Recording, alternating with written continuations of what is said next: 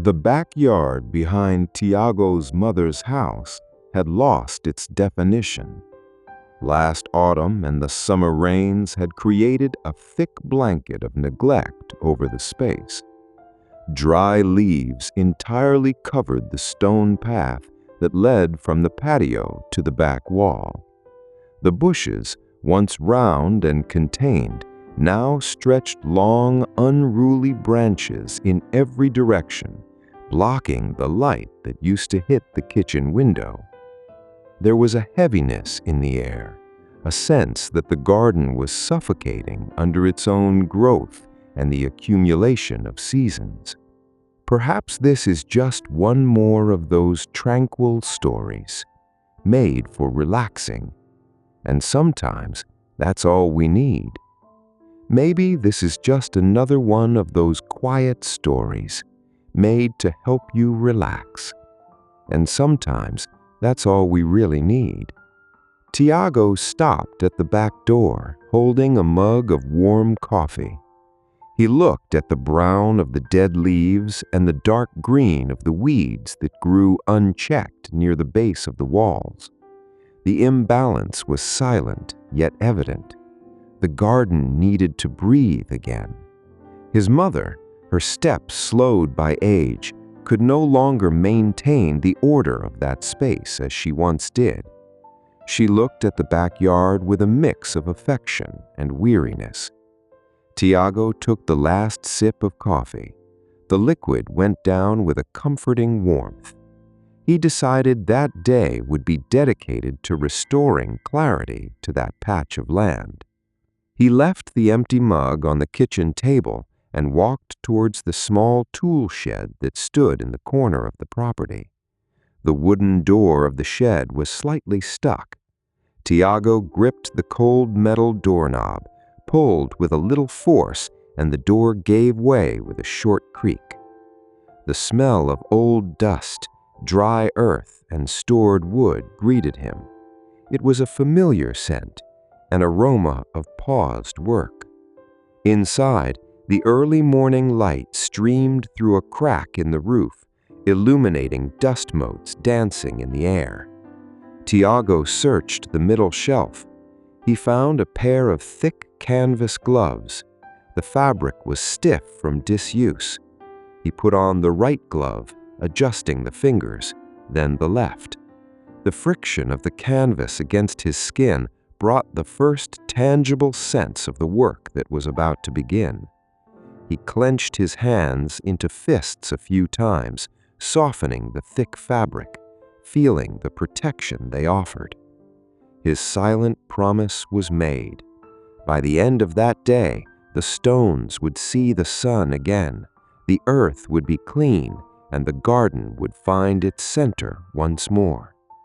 He picked up a hard-bristled broom, the kind made for sweeping streets and rough concrete. The wooden handle was smoothed, polished by the touch of many hands over the years. Tiago weighed the broom in his hand, feeling the object's balance. He left the shed and returned to the start of the stone path, right near the porch steps. The early morning air still carried a damp coolness, that light chill that precedes the warmth of full sun. There was no wind.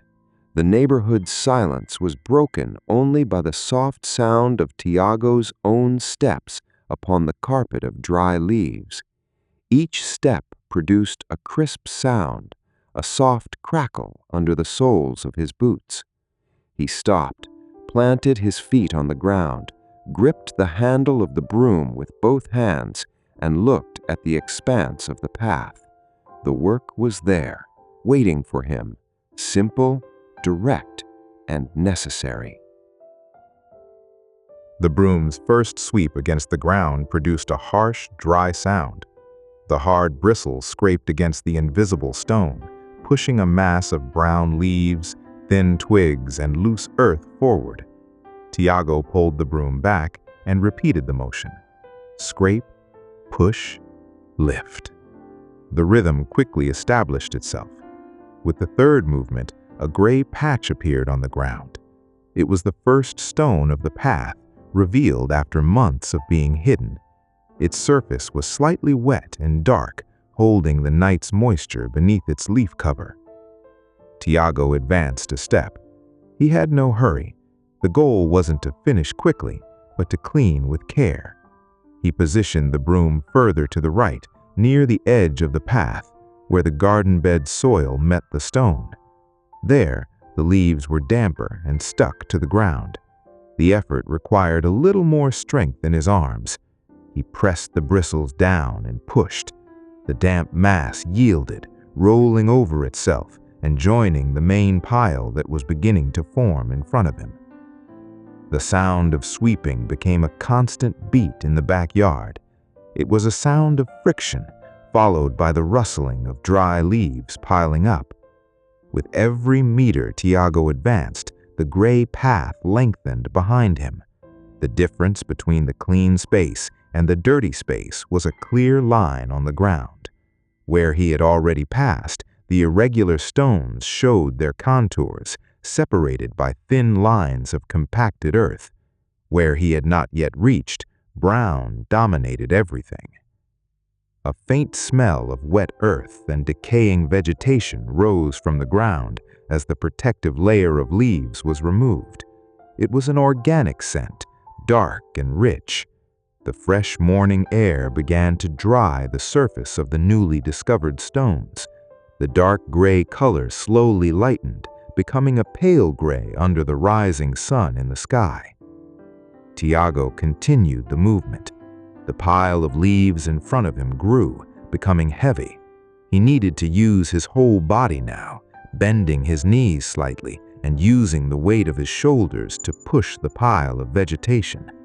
He felt the heat begin to form under his cotton shirt. The muscles of his back stretched and contracted in rhythm with the broom.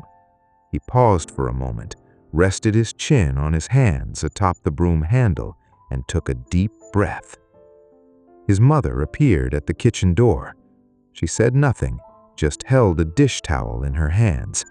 She looked at the stretch of path that was already clean, then looked at Tiago and smiled faintly. It was a smile of recognition. Her son returned the smile, a simple gesture with his eyes, and went back to work. He began sweeping again. When he reached the end of the path, near the back wall, the pile of leaves was knee-high. He leaned the broom against the wall. The handle of the wood hit the brick with a hollow sound. Tiago went to the shed and brought a metal rake and a large green canvas basket. With broad, calm movements, he used the rake to pull the leaves and fill them into the basket. The metallic sound of the rake's teeth scraping on the stones was sharp, but not unpleasant. He pressed the leaves down inside the basket with his gloved hands, feeling the brittle texture yield under his weight. The smell of dry dust rose, making him blink a few times. He repeated the process until no leaves remained on the ground. The entire path, from the porch to the wall, was visible. The stones formed an irregular pattern, like a gray river cutting through the backyard. The space already seemed larger. The removal of that dead layer restored depth to the ground. Tiago dragged the full basket to a corner, took off his gloves for an instant to wipe the sweat from his forehead with the back of his hand, and looked at the clean stones. The first step was done. With the ground clean, Tiago's gaze rose to the sides of the backyard. Along the wall on the left side, a row of bushes had grown chaotically. The upper branches curved downwards under their own weight, while the side branches encroached upon the path space he had just cleared. The bush leaves were small and a very dark green, almost black in the shadier parts. The mass of vegetation was so dense it prevented air circulation and blocked the light that should have warmed that part of the property. Tiago went to the shed and picked up a pair of pruning shears. It was a heavy tool, with long metal handles and thick curved blades. The central mechanism was a bit dirty with dried sap, but the spring was still firm.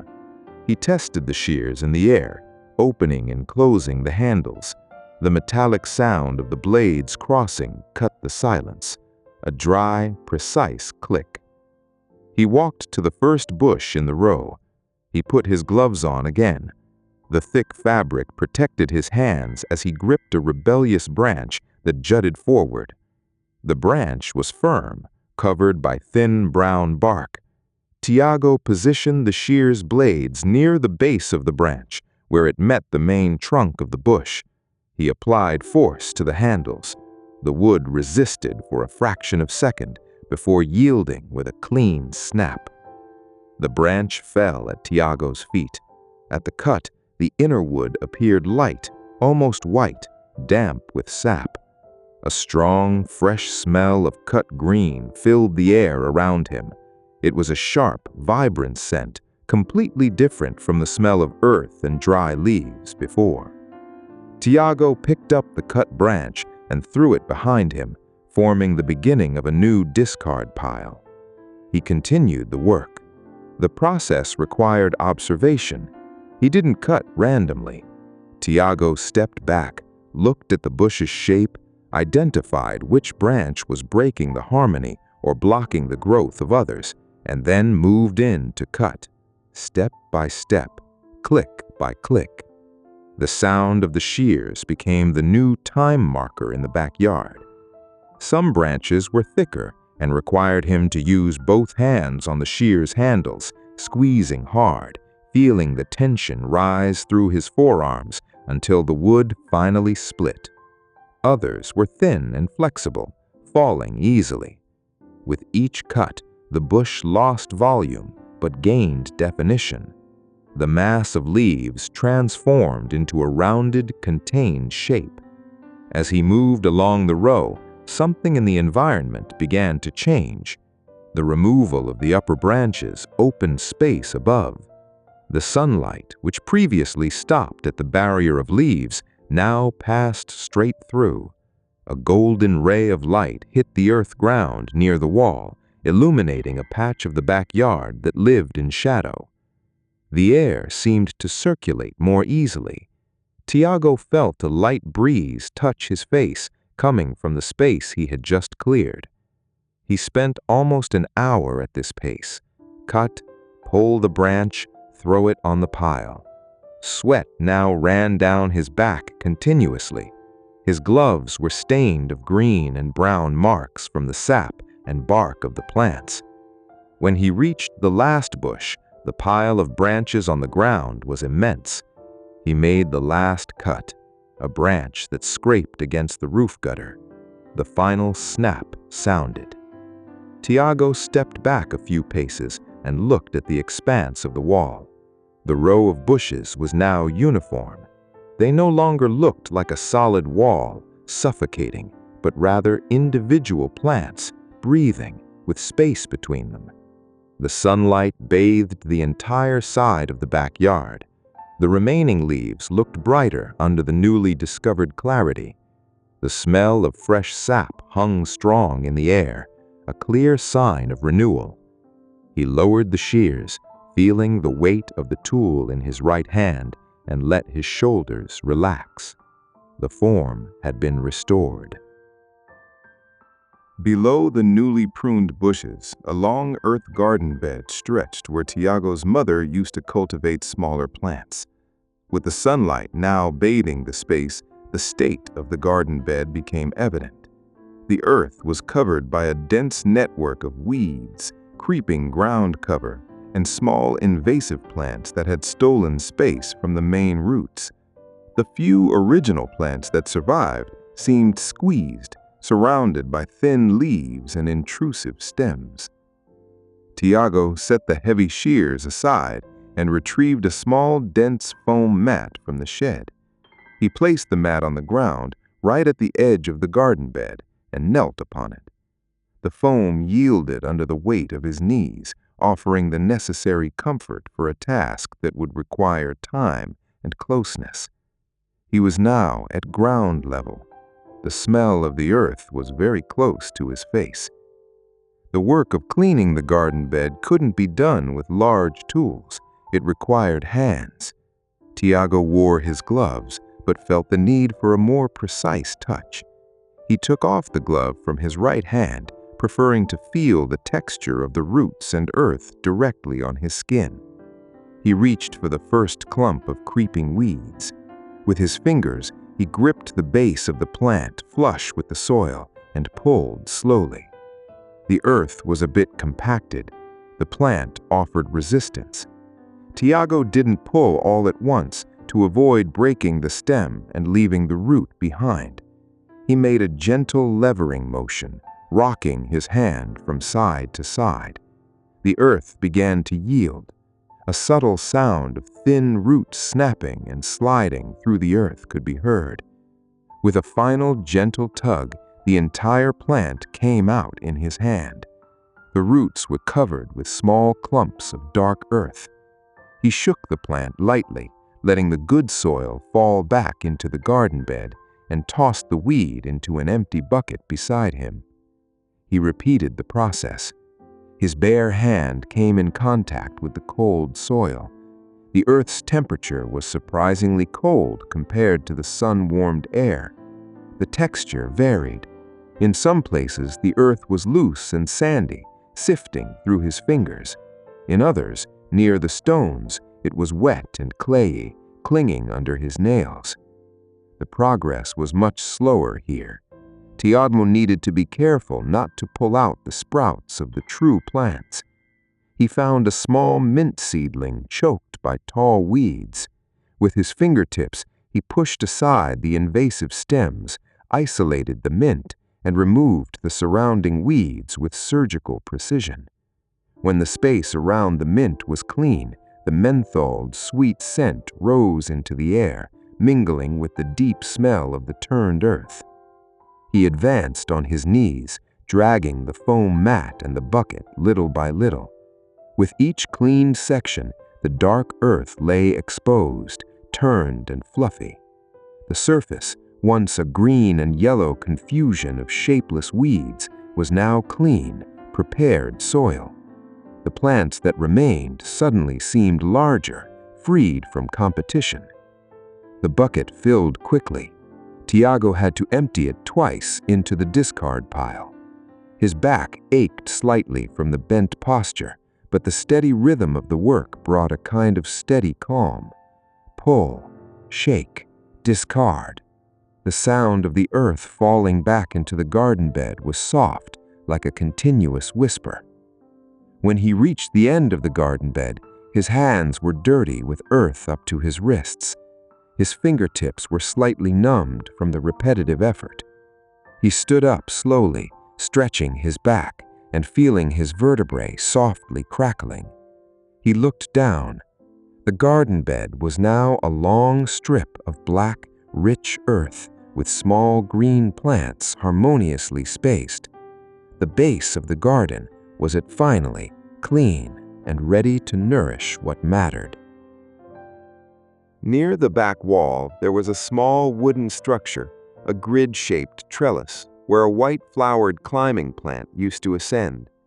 Over time, strong winds and the plant's weight had caused the trellis to give way. It leaned forward, almost falling onto the stone path. Some of the nails holding the slats had come loose, and the old wood looked tired. The climbing plant, without firm support, grew in a tangle on the ground. Tiago wiped his hands on his work pants and went to the shed once more. He brought a wooden-handled hammer, a handful of new nails, and a roll of sisal twine. The hammer had a solid, familiar weight. The metal head was worn at the edges, marking years of small repairs around the house. He approached the trellis. The wood was gray and rough from sun and rain. Tiago held the side of the structure with both hands and gently pushed it back, trying to return it to a vertical position. The wood groaned in protest, a long, drawn-out sound. He had to use his legs, pushing the structure against the wall. When the trellis finally rested against the wall, leveled, he held it with his left shoulder. With his right hand free, He took a nail from his pocket. He positioned the sharp point of the nail over the junction of two loose slats. The first tap of the hammer was light, just to fix the nail in the wood. A dry thwack. The old wood accepted the metal point. Then he raised the hammer a little higher and struck firmly. The metallic sound of the impact echoed through the backyard. 3 strong blows, and the nail sank completely, joining the pieces. He repeated the action at the points where the structure was weakest. The sound of the hammer created a new rhythm. The impact transferred a slight vibration through the hammer handle to Tiago's hand. The metallic smell of the new nails mingled with the dry smell of old wood being pierced. Each nail fixed, the trellis gained stability. When he finished nailing, he released the weight from his shoulder. The structure remained straight, firm against the wall. The next step was to care for the climbing plant. The climbing plant lay fallen, its long green stems spread across the earth. Tiago picked up the roll of sisal twine. The strand was rough, full of small fibers that lightly pricked his skin. He cut several short pieces with small scissors. With extreme delicacy, he knelt and picked up the main stem of the climbing plant. The plant was light, but the stems were fragile. He lifted the stem from the ground, feeling the leaves brush against his arms. He leaned the stem against the lowest part of the wooden trellis. Using a piece of twine, he tied a loose knot, securing the stem to the slat without tightening too much, allowing the sap to continue circulating. He moved upwards, guiding the climbing plant's branches along the wooden grid. The work required patience. He unwound the stems that had tangled on the ground and distributed them across the trellis. Each twine knot was made with care, his fingers working with precision to loop the rough twine around the delicate green. When he finished, Tiago took a step back. The climbing plant was no longer fallen. It now covered the gray wood with a pattern of green leaves and small closed white buds. The structure, once a sign of neglect, was now a vertical point of life at the back of the garden. The contrast of the rustic wood with the fresh leaves brought an immediate sense of care and order. The rustic twine held the plant with gentle firmness. The repair was done, silent and lasting. The sun had already passed its highest point in the sky, and the light began to take on a slightly warmer hue, leaning towards late afternoon. The garden was clean. The leaves had vanished, the bushes were contained, the earth was turned, and the trellis was firm. All that remained was to wash away the day's effort and settle the invisible dust that hung over the surfaces. Tiago went to the faucet attached to the outer kitchen wall. A green hose coiled on a metal holder was connected to it. He unrolled the hose, pulling it along the stone path. The heavy rubber dragged across the ground with a dull thud. He walked to the back of the backyard, holding the plastic nozzle, and returned to open the faucet. Water hissed through the pipes. The hose on the ground twitched slightly, gaining volume as the pressure inside increased. Tiago gripped the nozzle and squeezed the trigger. A strong, continuous jet of clear water shot out. He started with the stones. The jet of water hit the first stone of the path with force, spraying drops in all directions.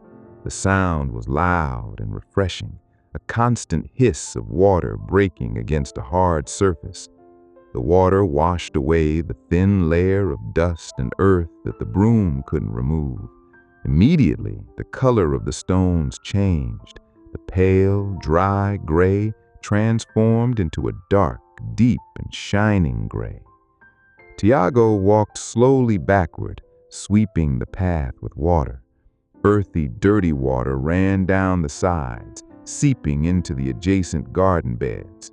Where the water passed, the cleanliness became absolute. The path looked freshly laid. The smell of wet stone rose strongly in the air. It was a clean, mineral scent, reminiscent of the first drops of a summer rain hitting hot asphalt. When he finished washing the path, he changed the nozzle setting. With a twist of the plastic tip, the strong jet transformed into a fine mist, a soft, open shower. He turned the hose towards the newly cleaned garden beds. The water fell upon the turned earth like a gentle rain. The sound changed from an aggressive hiss to a delicate rustle. The black earth, which was loose and dry on the surface, absorbed the water instantly. It didn't form puddles, it drank all of it. The earth's color darkened even further, taking on a strong coffee shade. The smell of wet earth, the petrichor, spread through the backyard, dense and welcoming. It was the scent of life being nourished. Tiago moved his arms slowly, watering the pruned bushes. The green leaves, previously covered by a thin layer of dust, now shone under the water. Gops accumulated on the leaf tips and fell heavily towards the soil. He watered the climbing plant on the repaired trellis, washing the old wood and moistening the roots at the base. The temperature in the backyard dropped noticeably. The water mist cooled the air around. The sweat on Tiago's face and arms began to dry with the fresh breeze that formed. He stood still for a few minutes, just moving his wrist from side to side, watching the water fall and transform the environment. The sound of water hitting the leaves was the sound of thirst being quenched. The entire garden seemed to sigh under the fresh bath. He released the nozzle's trigger. The flow stopped. Silence returned, but now it was a damp silence, punctuated by the sound of solitary drops falling from the leaves to the earth. His mother went back inside the house, leaving the kitchen door ajar. Tiago began to gather the tools. He picked up the pruning shears, the hammer, the foam mat, and the empty basket. He walked slowly to the tool shed. The inside of the shed was already dark, illuminated only by the faint light coming from the open door. He put the hammer in the metal box, hearing the soft clinking of tools bumping together. He took an old cloth and cleaned the pruning shear's blade, removing the remnants of sap and earth before hanging them on the wall nail. The foam mat was leaned against a corner. Lastly, he took off the canvas gloves. The fabric, stiff that morning, was now pliable, molded by the shape of his hands and marked by the work. He put them on the shelf. His bare hands were slightly rough, with small traces of earth under his nails and a faint smell of iron and foliage clinging to his skin. He stepped out of the shed and closed the door. The creak of the hinge was the only sound. Tiago walked to the outdoor faucet.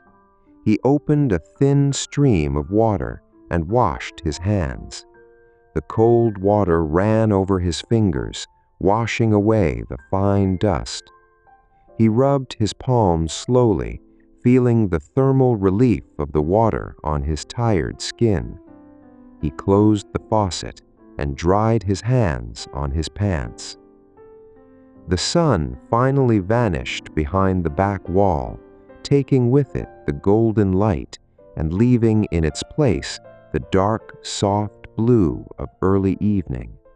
The shadows dissipated, and the garden took on a uniform, restful hue.